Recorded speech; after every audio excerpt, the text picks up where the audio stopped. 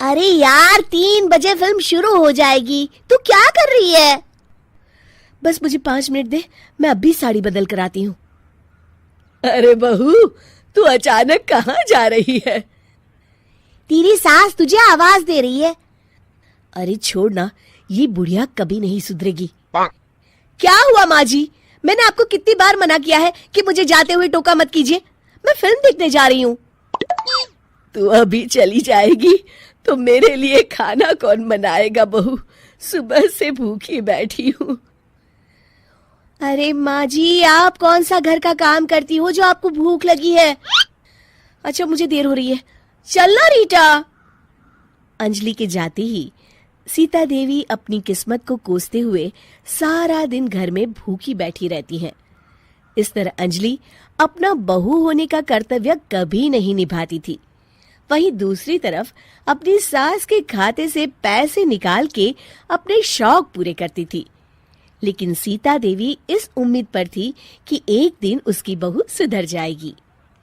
फिर एक दिन सीता देवी की जुड़वा बहन गीता देवी वहां आती है। अपनी बहन को घर के काम करते हुए देख गीता देवी आग बबूला हो जाती है। अरे ये सब यहाँ क्या चल रहा है सीता? तेरी बहू कहाँ है जो तू घर के काम कर रही है? सीता देवी भावुक होकर रोने लगती है। अब तुझसे क्या छुपाऊं? मेरी बहू रत्ती भर भी मेरी इज्जत नहीं करती। मजबूरी में मुझे घर के सारे काम करने पड़ते हैं। वो तो बस सारा दिन अपनी सहेली के साथ सैर सपाटा करने में लगी रहती है। अच्छा, तो उस चिड़िया के पर निकल आए।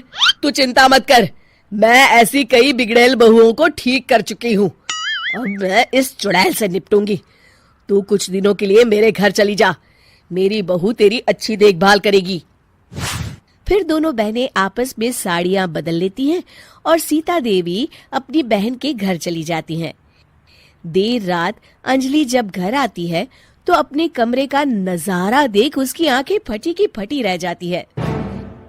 हे राम, मेरे कमरे का एसी कहाँ चला गया? और मेरा 56 इंच का एलईडी टीवी कौन ले गया? अंजलि तैस के साथ अपनी सास के कमरे में जाती है। तभी वो देखती है कि उसके कमरे का एसी और टीवी उसकी सास के कमरे में लगा है और गीता देवी आराम से एसी की हवा खाते हुए सास बहू सीरियल का मजा ले रही है। अच्छा, तो ये सब इस बुढ़िया की कारस्तानी है। अभी इसे बताती हूँ।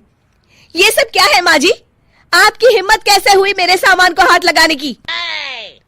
क्यों बहू, ये सारा सामान तूने तेरे पिताजी के पैसों से खरीदा है क्या? हैं? लगता है तू भूल गई कि ये सारा सामान मेरे पैसों से आया है, इसलिए मैं अपनी सारी चीजें अपने कमरे में उठा लाई। तुझे कोई एतराज है? चल जा यहाँ से, सीरियल का मजा किरकिरा मत कर। गीता की बातों का कोई जवाब नहीं बनता देख अंजलि अपने दांत पीस कर रह जाती है। अगले दिन रीटा और अंजलि शॉपिंग पे जाने की तैयारी करती हैं। अंजलि जैसे ही अपनी स्कूटी पर बैठती है तभी गीता देवी स्कूटी की चाबी निकाल लेती हैं। अरे, ये स्कूटी कहाँ लिए जा रही है? ये भी मेरी कमाई की है। माँ जी, ये तो आप हद कर रही हैं। मैं बाहर पैदल जाऊंगी क्या? हाँ, पैदल जा। वैसे भी तुझे घूमने का शौक है, मुझे नहीं। देखिए माँ जी, इस तरह मेरी सहेली के सामने मेरी बेइज्जती करके आप ठीक नहीं कर रही हैं। आप मुझे अच्छी तरह जानती हैं, बाद में आपको पछताना पड़ेगा। अच्छा, तो तू नहीं सुधरने वाली? मेरे ही घर में मुझे ही धमकी दे रही है? तेरी याददाश्त के लिए बता दूं कि ये मकान मेरे नाम पर है। अब तू देख, मैं आज ही अपने बिल्लू वकील को बुलाकर ये सारी जायदाद अनाथालय को दान कर देती हूँ, फिर तुझे एक ढेला भी नहीं मिलेगा। गीता की बातें सुनकर अंजलि के पैरों तले जमीन खिसक जाती है। अरे, अगर तेरी सास ने तुझे अपनी जायदाद से बेदखल कर दिया तब तो तू सड़क पर आ जाएगी। मैं तो कहती हूँ चुपचाप अपनी सास से माफी मांग ले अंजलि। हाँ, तो बिल्कुल सही कहती है, मेरी सास का कोई भरोसा नहीं है। अरे नहीं नहीं माँ जी, ऐसा गजब मत करिए। आज के बाद मैं आपको कोई तकलीफ नहीं दूंगी और घर के सारे काम ना मैं ही कर लूंगी। मैं आपको एक अच्छी बहू बनकर दिखाऊंगी। कुछ दिनों के बाद, ये लीजिए माँ जी, आराम से गाजर का हलवा खाइए। खुशबू तो बहुत अच्छी है। हाँ माँ जी, वैसे मैंने सब काम कर लिया है, तो मैं आपके पैर दबा दूं? आप आराम से हलवा खाइए।